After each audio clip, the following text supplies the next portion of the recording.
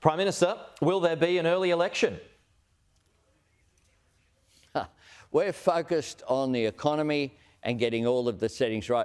I'll leave the obsession with politics to the other side. That's what they do last night. Initially, their gut instinct was to say no to Australian jobs and say no to making things here in Australia.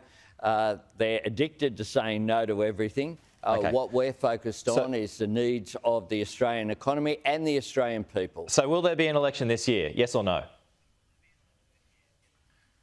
We're not focused on politics, Peter. What we're focused on, the election is due in 2025. What we're focused on is getting the settings right and turning things around, making a difference to people. That's what our focus was in this budget. A difficult task to provide cost of living relief whilst continuing to put that downward pressure so we see inflation continuing to moderate. Okay. It was a difficult task. I think we've landed it.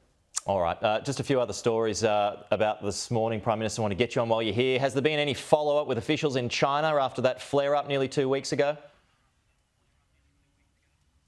Oh, look, we've made our position very clear to China, both publicly and privately, and you've seen that pretty obviously, I think, Peter. OK, but there hasn't been, since those statements last week, there hasn't been anything more? There hasn't been a response from the highest levels of the Chinese leadership? Well, there has been, Peter, and you've broadcast them on your program.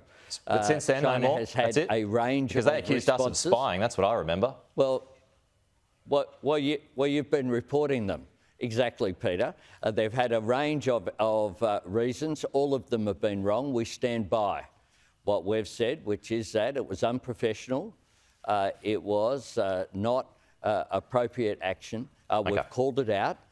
We've said that it's unacceptable and that Australian ships were in. The Australian ship was in international waters. We're in international airspace. We're engaged in international action against, in this case, supporting the UN sanctions against North Korea. And this is unacceptable and it shouldn't have occurred. Anthony Albanese, the Prime Minister, thank you for your time this morning. We'll talk to you again soon.